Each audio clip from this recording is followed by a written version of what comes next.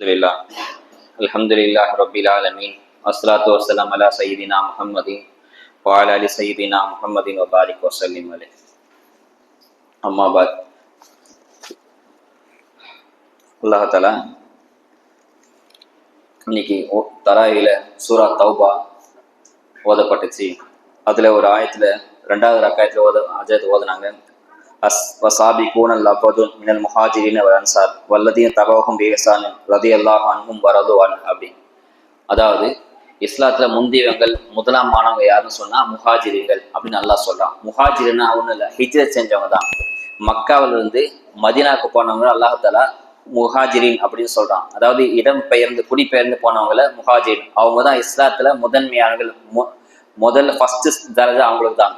ரெண்டாவது யாருன்னு சொன்னா வல் அன்சார் மதீனாவாசிகள் அல்ல அப்படின்னு நல்லா சொல்றான். மூணாவது யாருன்னு சொன்னா வல்லதீன் தபவஹும் பிஹ்சானின் அவங்கள பின்பற்றி வாழ்ந்தவங்க. இவங்கெல்லாம் யாருன்னு சொன்னா ரலியல்லாஹு அன்ஹும் வரது அன் அவங்களும் அல்லாஹ் பொருந்திக்கிட்டாங்க, அல்லாஹும் அவங்களை பொருந்திக்கிட்டாங்க அப்படின்னு அல்லாஹ் சொல்றான்.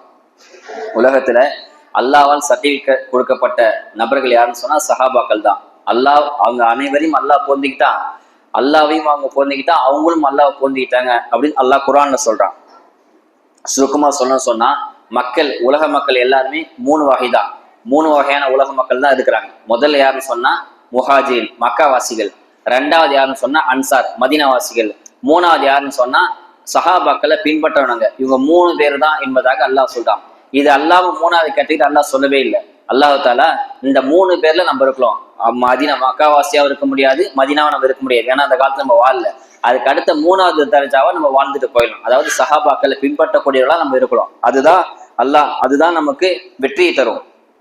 மக்கா மதீனா மக்காவாசிகளான்னு சொன்னா மக்கால காஃபிர்களை வாழ விடலை, அதனால அவங்க மக்கா வந்து மதீனா குடிபெயர்ந்து போனாங்க. இவங்க முஹாஜிர் அப்படின்னு சொல்லப்படும். சல்லாஹ் ஹதீஸ் சொல்லாங்க இல்லையா, ஹைருல் குருன் சிறந்த காலம் இதுன்னு சொன்னா சஹாபாக்கள் காலம் தான். உலகத்திலே ஆக சிறந்த காலம் இதுன்னு சொன்னா சஹாபாக்கள் தான். கிட்டத்தட்ட 3 தலைமுறை 3 நூற்றாண்டுகள் அவங்க இருந்தாங்க. சஹாபாக்கள், தாபீன்கள், தபா தாபீன், இந்த 3 நூற்றாண்டு தான் ஆக சிறந்த தலைமுறை. அதுக்கப்புறம் போக போக காலம் மோசமாக தான் வரும். இப்போ நம்ம போன காலம் நம்ம தாத்தா காலம் அப்பா காலத்தை ஒப்பிடும் போது இந்த காலம் ரொம்ப மோசமா இருக்கும். இன்னும் போக போக ஜென்ரேஷன் போக போக காலம் ரொம்ப மோசமா கேவலமா தான் ஆகுமே தவிர முன்னேறாது. இஸ்லாமிய சரியத் சட்ட பிரகாரம் பார்த்தோம்னு சொன்னா நாட்கள் நம்ம பார்க்க தானே செய்யறோம். நாளுக்கு நாள் பாவங்கள் வெளிப்படையாகவும் இருக்குது, மோசமா இருக்குது. முன்னாடிலாம் ஊருக்கு 2 பேர் யாருன்னா தப்பு பண்ணாங்க, இப்போ எல்லாருமே தப்பு பண்ண ஆரம்பிச்சிட்டாங்க. தொழுவுறவங்க கூட தப்பு பண்ணாங்க. கேட்டா அது வேற இது வேற. தொழுவும் போது நல்லவங்களா இருப்பாங்க, வெளியில போட்டோன்னு சொன்னா ரொம்ப மோசமா இருப்பாங்க. வீட்டுக்குள்ள ஒரு மாதிரியும் ரோட்ல ஒரு மாதிரி இருப்பாங்க. அல்லாஹ் தஆலா சொல்றான் 3 பேர் தான். ஒண்ணு, சில பேர் சஹாபாக்களை திட்டக்கூடிய கூட்டம்லாம் இந்த காலத்துல இருக்கதான் செய்யுது. நம்ம வந்து சஹாபாக்களை திட்டக்கூடிய கூட்டமா நம்ம ஆயிடக்கூடாது. நம்மளுடைய சபையில சஹாபாக்கள் திட்டவங்களும் இருக்கக்கூடாது, சஹாபாக்கள் திட்டக்கூடிய சபையில நம்மளும் இருக்கக்கூடாது. அவங்களுக்கு நம்ம அந்த தகுதியே இல்லை. ஏன்னா அல்லாஹ்வே சொல்லிட்டான். அவங்கள நான் புரிஞ்சுக்கிட்டே நல்லா சொன்ன பிரகாரம் அவங்கள பத்தி நம்ம வசைப்பாடுறதுக்கு எந்தவித தகுதி நமக்கு கிடையாது. ஒருத்தன் சஹாபாக்கள் சாதாரணம் கிடையாது. மக்கள் வந்து மதீனாவுக்கு குடிபெயர்ந்து போனாங்கன்னு சொன்னா சாதாரண விஷயம் கிடையாது. நம்ம நினைக்கவே மூட்டை முடிச்சுலாம் கட்டிக்கிட்டு சாப்பாடு எடுத்துக்கிட்டு பணம் எடுத்துக்கிட்டு செல்வம் எல்லாத்தையும் எடுத்துக்கிட்டு தான் போல. ஒண்ணுமே இல்லாம வெறும் கையில போனாங்க. எந்த ஒரு போட்ட உடுத்தின துணியோட இங்க இருந்து போனாங்க. சில பேர் வெளிநாட்டுக்கு போகலாம்னு சொல்லி துவாலாம் செஞ்சு பெரிய ஏர்போர்ட்லாம் விசாலாம் வந்து போவாங்க. போகும்போதே அதே குர்பானி கடை கூட்டு போற மாதிரி மொத்தமா கூட்டு போய் அங்க ஏற்பாட்டை கட்டி பிடிச்சி அழுவாங்க. இவன் தான் துவா செஞ்சிருப்பான், நான் வெளிநாட்டுக்கு போறேன் சம்பாதி துவா செஞ்சிருப்பான், இவன் தான் விசாக்கு ஏற்பாடு பண்ணிருப்பான், எல்லாம் இவன் தான் பண்ணிருப்பான். ஆனா போகும்போது பார்த்தா ஒரு 2 வருஷம் 3 வருஷம் வந்துருவான். அப்படியே கட்டி பிடிச்சி அழைச்சி ரொம்ப பெரிய மனசும் இல்லாம போவாங்க. அந்த மாதிரிலாம் அந்த பயணம் கிடையாது. ஒண்ணுமே கையில வெறுங்கையா போனாங்க. சுஹைப் ரலியல்லாஹு அப்படின்னு ஒரு சஹாபி, அவங்க மக்கால இருந்து மதீனாக்கு போனாங்க. ஆனா மக்காவில காஃபிர்களை வாழ விடல, அதனால மதீனாக்கு அபயம் தேடி எல்லா சஹாபாக்களும் போனாங்க. உச்சி வெயில மதிய டைம்ல போனாங்க. அவங்க என்ன பண்ணான்னு சொன்னா மதிய வெயில எல்லாரும் ஆடி அசைஞ்சு ஓஞ்சி உட்காந்துருப்பாங்க, நம்ம தெரியாம போயிடலாம் அப்படின்னு சொல்லி போகும்போது வழியில மடக்கிட்டாங்க. காஃபிர் மடக்கிட்டாங்க மக்காவோட எல்லையில. இங்க இருந்து போனோம்னு சொன்னா ஃபுல் செக்அப் பண்ணி தான் அனுப்பிச்சாங்க. ₹1 கூட எடுத்துட்டு போக விடல, எல்லாத்தையும் தரவா செக்அப் பண்ணி தான் மக்கால மதீனாக்கு அனுப்புனாங்க. அப்ப அந்த ஷுவைப் ரலியல்லாஹு செக் பண்றாங்க, கையில ஒண்ணுமே இல்லை. என்ன ஒண்ணுமே இல்லை? ஆமா ஒண்ணுமே இல்லை அப்படின்றாங்க. நீ வந்து ரோம் நாட்டுல இருந்து இங்க மதீனாக்கு மக்காவுக்கு வந்து எவ்வளவு நாள் வியாபாரம் செஞ்சு சம்பாதிச்சு அந்த காசுலாம் எங்க அப்படின்னு கேட்கறாங்க மக்காவாசிகள். காஃபிர்கள் கேட்கறாங்க. அப்ப எங்க ஒண்ணுமே இல்லை அப்படின்றாங்க. அப்ப சம்பாதிச்ச காசுலாம் எங்க அப்படின்னு கேட்கும் போது என் வீட்டு வெளியில ஒரு மரம் இருக்குது, அந்த மரத்துக்கையில புதைச்சு வச்சிருக்கேன், போய் எடுத்துக்க அப்படின்னு சொல்லிடுறாங்க.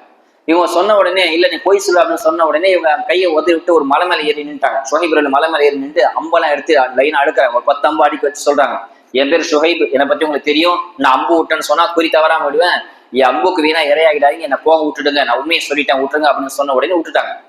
போயிட்டாங்க. போன உடனே சரி சுஹைப் சொன்னாரு நம்ம போய் தோண்டி பார்க்கலாம்னு சொல்லி வீட்டுக்கு அந்த சுஹைப் மக்கால இருந்த வீட்டுக்கு முன்னா போய் மரத்தை தோண்டி பார்க்கறாங்க. தோண்டும் போது ஒருத்தன் சொன்னானா, அவன் தான் சொன்னான்னு நீ பைத்தியக்காரமே தோன்றேப்பா, அவன் போற தப்பி உயிர் பயத்துல ஏதாவது போய் சொல்லிட்டு போயிட்டான், நீ போய் தோண்டி பார்த்தா என்ன இருக்க போகுது அப்படின்னு ஒருத்தன் சொல்றான். கூட இருந்த ஒருத்தன் சொல்றான், வல்லாஹி மா கதிப அஸ்ஹாபின் முஹம்மதின் கத்து, ஒரு காலம் சலாசமுடைய தோழர்கள் பொய் சொல்ல மாட்டாங்க, அது உண்மையதான் இருக்கும். தோண்டி பார்த்தா அவங்க சம்பாதிச்சு வச்சு இத்தனை வருஷம் சம்பாதிச்சு வச்ச சொத்து ஃபுல்லா மரத்துக்கடியில புதைச்சு வச்சு போயிருக்கிறாங்க. அவங்க நினைச்சுதான் பொய் சொல்லி போயிருக்கலாம். நான் சலாசம் தோழர்கள் ஒரு காலம் பொய் சொல்ல மாட்டாங்க, காஃபிரு கூட தெரிஞ்சது, காஃபிரும் நம்பினாங்க சஹாபாக்கள் பொய் சொல்ல மாட்டாங்க அப்படின்னு. ஜைனப் ரலியல்லாஹு அன்ஹா சலாசமுடைய மகள், அவங்க மக்கால மதீனாக்கு ஒட்டகத்துல போறாங்க, பிரயாணம் பண்ணும்போது ஒட்டகத்தை மறிச்சிட்டாங்க. காஃபிகளை மறிச்சு ஒட்டகத்தை செக் பண்ண ஒட்டக காலில் தான் அப்படி பிடிச்சாங்க, ஒட்டகம் எதறி கீழே விழுந்துட்டாங்க. ஜைனப் கீழே விழுந்தாங்க. அப்ப கர்ப்பிணியா இருக்கிறாங்க. கீழே விழுந்தோட கரு கலைஞ்சு போயிடுச்சு. கரு கலைஞ்சு ரத்த உதிரப்போக்கா இருக்குது. அப்புறம் மதீனாக்கு போறாங்க. தொடர்ந்து உதிரப்போக்கம் காரணமாக அவங்க மௌத்தாவே போயிட்டாங்க. ஸல்லல்லாஹு சொந்த மகள் அந்த அவங்க ஒட்டகத்தை பிடிச்சி காலை பிடிச்சனால கீழே விழுந்து கர்ப்பம் கலைஞ்சி அந்த வழியில மௌத்தாவா போயிட்டாங்க. அவ்வளவு கஷ்டப்பட்டு தான் இங்க மக்கால இருந்து மதீனாக்கு போறாங்க. அதுக்கு பேர் தான் ஹிஜ்ரத்னு சொல்லுவாங்க. அதனால அவங்க அல்லாஹ் தஆலா சொல்றான், உலகத்துல ஆக சிறந்தவங்க யாருன்னு சொன்னா சஹாபாக்கள்ல ஹிஜ்ரத் செஞ்சு போனவங்க தான், மக்காவாசிகள் தான் சொல்றான். போனது மட்டுமல்ல மதீனாக்கு போனாங்க. மதீனாவாசி சாதாரணம் கிடையாது, அன்சார் உதவி செஞ்ச அல்லாஹ் சொல்றான், அவங்க சாதாரணம் கிடையாது. போன எல்லா சஹாபாக்களும் அரவணைச்சு சொந்த அவங்க வீட்டுல பாதி கொடுத்தாங்க, சொத்துல பாதி கொடுத்தாங்க, வியாபாரத்தை பாதி கொடுத்தாங்க. உலக வரலாற்றுல எங்கேயுமே நடக்காது. அகதிகளா போனாங்க. அகதிகளுக்கு நிலைமை என்னன்னா ரொம்ப கேவலமா இழிவா பார்க்கணும். உலகத்துல ஏதாவது நாட்டுல இருந்து வேற நாட்டு அகதிகளா போனா அவங்களுக்கு மதிப்பு இருக்காது, கேவலமா இழிவா பார்ப்பாங்க. அவங்க ஒரு சத்திரத்திலயும் ஒரு மண்டபத்திலயும் ஓரமா தங்க வைப்பாங்க. ஆனா இவங்க சொந்த வீட்டுல ஒரு பாதியை தங்கப்படாங்க. இன்னும் சொல்லப்போனா அவங்க சொல்றாங்கன்னா, நம்ம போர்க்களத்துக்கு ஏதாவது போனா கனிமத் பொருள் கிடைக்கும், கிடைக்கிற பொருளை அவங்கள்ட்ட நம்ம வாங்க வேணாம், மக்காவாசிலே வச்சுக்கிட்டோம், அதை வச்சு கொலைப்பு தேட்டம்னு சொல்லி சொன்னாங்க. அந்த அளவுக்கு அன்சாரிகள் ரொம்ப மக்காவாசிகளுக்கு ரொம்ப உதவி செஞ்சாங்க. அதனால அவங்கள 2வது தரஜால அல்லாஹ் தஆலா வச்சுட்டான். இன்னும் சொல்ல போனா ஸல்லல்லாஹு அலைஹி வஸல்லம் மக்காவுக்கு வராங்க. ஒரு ஹதீஸ் ஸல்லல்லாஹு இப்படியே சொல்றாங்க, நீங்க ஹஜ்ஜிக்கு போனா மக்காவாசிகள் வியாபாரம் பண்ணுவாங்க, மதீனாவாசிகள் வியாபாரம் பண்ணுவாங்க இல்லையா, அவங்க வியாபாரம் போல பேரம் பேசி வாங்காதீங்கன்னு சொல்றாங்க. ஏதாவது மதீனாவாசிகள் ஏதாவது தொப்பி அத்திரோ ஏதாவது பேரிச்சம்பழம் எடுத்துட்டு இருந்தா, நீங்க ஹஜ்ஜிக்கு போற மாதிரி இருந்தா அவங்க மதீனாவாசிகள் என்ன வியாபாரம் பண்ணாலும் அதை என்ன ரேட்டு சொன்னா காசு கொடுத்து வாங்கிட்டு வந்தாங்க, பேரம் பேசாதீங்க என்பதாக ஹதீஸ்ல வருது. ஏன்னா அன்சாரிகள் மார்க்கத்துக்கு அவ்வளவு அர்ப்பணிப்பு, அவ்வளவு தியாகம் செஞ்சிருக்கிறாங்க. அதெல்லாம் ஸல்லல்லாஹு அப்படியே சொல்லினாங்க. ஸல்லல்லாஹு அலைஹி வஸல்லம் ஊருக்கு வராங்க. மக்கள் அவங்க மதீனாக்கு வரும்போது அபூ அய்யூப் அன்சாரி வீட்டுல தங்குறாங்க. அபூ அய்யூப் வீட்டுல தங்குறாங்க. தங்கும் போது அபூ அய்யூப் அன்சாரி வீடு எப்படின்னு சொன்னா, அந்த காலத்துல 1400 வருஷத்துக்கு முன்பாகவே 2 அடுக்குல வீடு வச்சிருந்தாங்க. அப்ப ஸல்லல்லாஹு சொல்றாங்க, நான் கீழே தங்கிக்கிறேன், அபூ அய்யூப் நீ மேல தங்கிக்கன்னு சொல்றாங்க. அப்ப அபூ அய்யூப் அன்சாரி சொல்றாங்க, இல்ல அது அதவு குறைவா இருக்கு நாயகமே, நீங்க கீழே நான் மேல, அது சரி வராது, நான் கீழே இருக்கிற நீங்க மேல போங்க அப்படின்னு ஸல்லல்லாஹு சொல்றாங்க. அபூ அய்யூப் அன்சாரி ஸல்லல்லாஹு திரும்ப சொல்றாங்க, இல்ல என்னை பார்க்க வருவாங்க போவாங்க, அது சரி மேல ஏறி சரி வராது, நான் கீழே தான் இருப்பேன், நீங்க மேல ஏறி அப்படின்னு சொல்ல எவ்வளவு வற்புறுத்தாங்க அய்யூப் அன்சாரி. நான் இனிமே அது முறை இல்லை, ஒழுக்க கேடு, நான் உங்களுக்கு மேல நான் எப்படி கூட்டிட்டு சொல்லி ஸல்லல்லாஹு கேட்கவே இல்லை, கடைசி வரைக்கும் கேட்கல. சரின்னு ஒரு மனசோட அபூ அய்யூப் அன்சாரி ஒத்துக்கிட்டாங்க. ஸல்லல்லாஹு கீழ் வீட்டுல தங்குறாங்க. அபூ அய்யூப் அன்சாரி மேல் தளத்துல அபூ அய்யூப் அன்சாரி குடும்பம் மனைவியும் கணவரும் தங்கிட்டு இருக்காங்க. ஒரு நாள் மழை பெஞ்சிச்சு. மழை பெஞ்ச உடனே அந்த வீட்டோட ஒரு சின்ன ஓட்டையில மழை தண்ணி மேல இருந்து கீழே ஸல்லல்லாஹு கீழே இறங்க போகுது. அப்போ வீட்டுல இருந்து எல்லா துணி முட்டு கொடுத்து அடைச்சி ஒரு சொட்டு தண்ணி கூட கீழே விழாம விடிய அந்த ஓட்டையை அடைச்சிட்டு கணவன் மனைவி உட்காந்துட்டு இருந்தாங்க. ஒருவேளை மாடிந்து உழுதா ஸல்லல்லாஹு கீழே விழுந்துடுமே, நம்ம நினைக்கிற மேல் தண்ணி ரொம்ப பிரம்மாண்டமான ஒரு ஏதோ கீத்திலே மரக்கட்டிலே செஞ்ச வீடு தான் அது.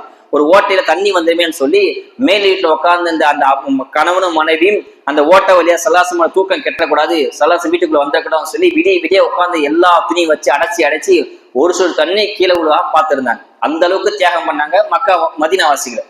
அதுதான் ஸல்லல்லாஹு சொன்னாங்க, சொந்த மக்கா வெற்றி கொள்ளப்பட்டுச்சு, பின்னாடி வெற்றி கொள்ளப்பட்ட பிறகு கூட தன்னுடைய சொந்த ஊர்ல அடக்கம் செய்யப்படாம விரும்பாம மதீனாவிலே இந்த வரை அடக்கம் செய்யப்பட்ட காரணம் என்ன சொன்னா, அன்பால மதீனாவாசிகள் ஸல்லல்லாஹு கட்டி போட்டுட்டாங்க. அவ்வளவு பாசம் வச்சிருந்தாங்க மதீனாவாசிகள் மேல. திரும்ப விழிஞ்ச உடனே அபூ அய்யூப் அன்சாரி கீழே வந்து சொல்றாங்க, நான் இனி உங்க பேச்சை மீறதுக்கு என்ன மன்னிச்சிடுங்க, நான் கீழே இருக்கிறேன், நீங்க மேல போய் தங்குங்க, அதுதான் வரணும்னு சொல்லி மேல அனுப்பிச்சாங்க. கிட்டத்தட்ட 30-40 நாள் ஸல்லல்லாஹு அபூ அய்யூப் அன்சாரி வீட்டை தான் தங்கினாங்க. அந்த அளவுக்கு மதீனாவாசிகள் தியாகம் செஞ்சாங்க. கரெக்டா ஸல்லல்லாஹு ஹுதுபா ஓதிட்டு இருக்கிறாங்க. சஹாபாக்கள் நம்ம தாழ்வா கருத்துறோம், எவ்வளவு கட்டுப்பட்டாங்க தெரியுமா? அவங்க வாழ்ற காலத்துல ஒண்ணுமே இல்லைன்னு அப்படின்னு செஞ்சாங்க. அதாவது உடல் மட்டும்தான், அவங்க உயிர் இல்லாத மாதிரி ஒரு செத்த சடல மாதிரி வாழ்ந்தாங்க சஹாபாக்கள். ஸல்லல்லாஹு சொன்ன வார்த்தை கண்ணாசிர செய்கைக்கு அப்படியே அப்படியே அடிப்படைஞ்சு வாழ்ந்தாங்க சஹாபாக்கள். ஸல்லல்லாஹு குத்துபா ஓதிட்டு இருக்காங்க. அந்த குத்துபால ஒரு வார்த்தை இஜ்லிஸ் அப்படின்னு சொல்றாங்க. இஜ்லிஸ் சொன்னா உட்காரு அப்படின்னு அர்த்தம். இஜ்லிஸ்னு சொல்லி சஹாபாக்கள் குத்துபால எதாச்சும் ஓதிட்டு இருக்காங்க. அப்ப அந்த ரோட்ல இருந்து வந்த காதுல கேட்டல அப்துல்லா ரவாஹா காதுல விழுந்துருச்சு. விழுந்த உடனே ரோட்ல அப்படியே உட்காந்துட்டாங்க. ஸல்லல்லாஹு இஜ்லிஸ் சொன்னது காதுல விழுந்து அது ரோட்ல உட்காந்துட்டாங்க. அவங்கள்ட்ட கேட்கப்ப ஏங்க உட்காந்து கேட்டா அவங்க சொன்னாங்க, எப்போ ஸல்லல்லாஹு வார்த்தை என் காதுல விழுந்துச்சோ அதுக்கப்புறம் ஒரு அடி எடுத்து வைக்கவும் என் கால் முன் வரல, என்னால நிலத்தடு மாதிரி போயிட்டு நான் உட்காந்துட்டேன்னு சொல்றாங்க. ஸல்லல்லாஹு வந்து சொல்றாங்க, நான் நீங்க குத்துபால இஜ்லிஸ்னு சொன்னீங்க, உட்காரு சொன்னீங்க இல்லையா, அதை காதுல கேட்டு அந்த சஹாபி ரோட்லயே உட்காந்துட்டாருன்னு சொன்ன உடனே அவங்க கூட்டு வந்து ஸல்லல்லாஹு துஆ செய்றாங்க. ஜாதக்கல்லாஹு இர்சா அலா தவாயில்லாஹி வஸூலிஹி, அல்லாஹ்வுக்கு நீ வழிபட்டதுல நீ பேராசப்பட்ட இல்லையா, அல்லாஹ் உனக்கு இது அதிகரிக்கிட்ட அப்படி துஆ செஞ்சாங்க. சஹாபாக்கள் அப்படிதான் வாழ்ந்தாங்க. தல்கத் இப்னு பர்ரா ரலியல்லாஹு சக்ராத் ஹால்ல இருக்கிறாங்க. ஸல்லல்லாஹு வந்து பார்க்க வராங்க. பார்க்க வந்து சொல்றாங்க, இன்னைக்கு நைட் தல்ஹா தங்க மாட்டாரு, அல்லாஹ் இன்ஷா அல்லாஹ் கூடி இன்னைக்கு நைட் தங்க மாட்டார், ரொம்ப சக்ராத் ஹால்ல இருக்கிறாரு, ஒருவேளை அவருக்கு எதனா ஆயிடுச்சுன்னா என்று சொல்லி அனுப்புங்க, நான் வந்து ஜனாசா தொழு வைக்க ஸல்லல்லாஹு சொல்லிட்டு போயிட்டாங்க. வீட்டுல கூட சொல்லிட்டு போயிட்டாங்க. தல்ஹா ரலியல்லாஹு மயக்க நிலையில இருக்கிறாங்க. திடீர்னு கண் விழிச்சு பார்த்து நல்லா மூச்சு இழுத்து வாங்கிட்ட உடனே சொல்றாங்க, என்னை பார்க்க சஹாபா ஸல்லல்லாஹு வந்தாங்கன்னு கேட்கறாங்க. அந்த வாசனை வச்சு கண்டுபிடிச்சிட்டாங்க. என்னை பார்க்க நாயகம் வந்தாங்களா இப்ப அப்படி கேட்ட உடனே குடும்பத்தார் சொல்றாங்க, ஆமா என்ன சொன்னாங்க கேட்ட உடனே, இல்ல நீங்க கூடிய சீக்கிரம் உலகத்தை விட போறீங்களா, எப்போ போனாலும் என்ன சொல்ல சொன்னாங்க அப்படின்னு சொன்ன உடனே தல்ஹா ரலியல்லாஹு சொல்றாங்களா, நான் இந்த நைட்டே மௌத்தா போயிடுவேன், அப்படி போயிட்டா ஸல்லல்லாஹு சொல்லி அனுப்பாதீங்க, ஏன்னா அவங்க உயிருக்கு ஆபத்து இருக்குது, யகூதிகள் நடமாடுற இடம் இது அப்படின்னு சொல்றாங்க. அதே மாதிரி மௌத்தா போறாங்க. அவங்களோட வசியத்தை மீறி ஸல்லல்லாஹு சொன்னதையும் மீறி அவங்க வசியத் பண்ணாங்க இல்லையா, என்ன சொல்ல வேணாம்னு சொல்லி அப்படியே நைட்டு அடக்கம் செஞ்சு முடிச்சுறாங்க. காலையில ஸல்லல்லாஹு கேட்கறாங்க, தல்ஹாவோட நிலைமை என்னன்னு கேட்கும்போது, நான் அவர் மௌத்தா போயிட்டு அடக்கம் செஞ்சுட்டோம் அப்படின்னு, ஏன் என்கிட்ட சொல்லலை அப்படின்னு கேட்கறாங்க. இல்ல நான் நீங்க வழியில வந்தா யகூதிகளால் உங்க ஆபத்து ஏற்படும், உங்க உயிருக்கு பயந்துதான் தல்ஹா ரலியல்லாஹு அப்படி சொன்னாங்க அப்படின்னு சொல்றாங்க. எந்த அளவுக்கு சொன்னா, ஸல்லல்லாஹு வந்து துஆ செஞ்சா ஜனாசா தொழுதா அவங்களுக்கு சொர்க்கம் கிடைக்குன்னு தெரியும், இருந்தாலும் என்னுடைய மறுமை வாழ்வை விட ஸல்லல்லாஹு உயிர் தான் முக்கியம்னு சொல்லி சொல்ல வேணாம்னு சொன்னாங்க. அப்ப ஸல்லல்லாஹு தனியா போய் ஜனாசா தொழு வைக்கிறாங்க, துஆ செய்யறாங்க. என்ன துஆன்னு சொன்னா, யா அல்லாஹ் தல்ஹாக்கோ இலைக்க அவ இலஹோக்க இலைக்க, யா அல்லாஹ் நீ மறுமையில இந்த தல்ஹாவை பார்க்கும்போது அவரும் சிரிக்கும், அவரை பார்த்து நீயும் சிரிக்கும் துஆ செய்யறாங்க. அந்த அளவுக்கு ஸல்லல்லாஹு ஒண்ணுமே இல்லாம வாழ்ந்து காமிச்சாங்க. ஒரு சபையில ஸல்லல்லாஹு சொல்றாங்க, நடமாடும் பிணத்தை நீங்க பார்க்கலாமான்னு கேட்கிறாங்க. நடமாடும் சடலம், ஒரு மௌத்து நடமாடக்கூடிய மையத்தை நீங்க பார்க்கலாமா அப்படின்னு கேட்கும் போது சஹாபாக்கள் சொல்றாங்க, நான் இல்லை மௌத்து நடமாடும் அப்படின்னு கேட்கறாங்க. ஆமா நான் காட்டுறேன்னு சொல்லிட்டு இருக்கும்போது அப்பப்பக்க உள்ள வராங்க. இதோ பாத்தீங்களா, இவன் நடமாடும் மவுத் என்பது நடமாடும் மையத் என்பதாக சொல்றாங்க. அதாவது என்ன அர்த்தம் சொன்னா, உடல் மட்டும்தான் அவங்களுது, செய்கை ஃபுல்லா செயல் ஃபுல்லா ஸல்லல்லாஹு என்ன சொல்றாங்க அப்படியே செஞ்சு வாழ்ந்தாங்க. ஸல்லல்லாஹு என்ன கேள்வி கேட்டாலும் அந்த கேள்விக்கு பதில் தெரிஞ்சாலும் கூட அல்லாஹ் ரசூல் ஆலம், நாயுமே ஒண்ணுமே தெரியாது, அல்லாஹ் ரசூல் தான் தெரியும்னு சொல்லி வாழ்ந்தாங்க. எப்பவுமே அங்க அறிவை முற்படுத்தல, அவங்க அமலை முற்படுத்தல, அவங்களுடைய வார்த்தை முற்படுத்தல, பொய் புரட்டு கோபம் ஆணவம் திமுறி எதுவுமே இல்லாம எல்லாத்தையும் குழி தோண்டி போயிச்சாங்க. ஒரே ஒரு சின்ன ஒரு பார்வையில ஸல்லல்லாஹு டோட்டலா சஹாபாக்களை மாத்திட்டாங்க. அந்த அளவுக்கு ஸல்லல்லாஹு அவ்வளவு பாசம் வச்சிருந்தாங்க. யாராவது இப்ப என்ன நீங்க ஊருக்கு போறீங்க, அங்க எதிரி இருக்காம்பா, அவனெல்லாம் உயிருக்கு ஆபத்துன்னு சொன்னா நீங்க போவீங்களா? ஆனா சஹாபாக்கள் போறாங்க, துவா செஞ்சுட்டு போறாங்க. நான் இந்த போருக்கு போறேன், என் கை வெட்டப்படலும், என் கால் வெட்டப்படலும், என் கண்ணு தோண்டி எடுக்கப்படலும் சொல்லி துவா செஞ்சுட்டு போனாங்கன்னா அப்ப சஹாபாக்கள் எந்த அளவுக்கு வாழ்ந்திருப்பாங்க. ஸல்லல்லாஹு சொல்லி அனுப்புறாங்க, நீ இந்த போருக்கு போனா உன் வலது காலை வெட்டுவாங்கப்பா, இடது காலை வெட்டுவாங்கன்னு சொல்றாங்க. சொல்லியும் அவங்க ஆசைப்பட்டு விருப்பப்பட்டு போருக்கு போய் அதே மாதிரி ஷஹீதான், துண்டு துண்டா சடலமா ஒண்ணு கூட ஒரு உடல் தெரியாத அளவுக்கு அவ்வளவு ஜல்லடியா போனாங்க சஹாபாக்கள். அந்த அளவுக்கு ஸல்லல்லாஹு மேல அவ்வளவு பாசம் வச்சு நம்ம மார்க்கு தான் உயிர் கொடுத்தாங்க. அந்த அளவுக்கு நம்ம வரணும்னு சொன்னா ஸல்லல்லாஹு நமக்கு அந்த அன்பு கிடைக்கணும்னு சொன்னா உலமாக்கள் ஒரு விஷயத்த சொல்றாங்க, எப்பெல்லாம் நீங்க முஹம்மத் அப்படின்ற பேரை கேட்கறீங்களோ சத்தமா ஸலவாத் ஓதுங்க, அவங்க முஹம்மத் உங்க உள்ளுக்கு வரும் என்பதாக சொல்றாங்க. அல்லது சுப்ஹானஹு தஆலா வாழும் காலம் எல்லாம் ஸல்லல்லாஹு அலைஹி வஸல்லம் சஹாபாக்கள் பின்பற்றி வாழக்கூடிய தௌஃபீக் அல்லாஹ் நமக்கு தந்தருள் புரிவானாக. அஸ்ஸலாமு அலைக்கும் வரஹ்மத்துல்லாஹி வபரகாத்துஹு.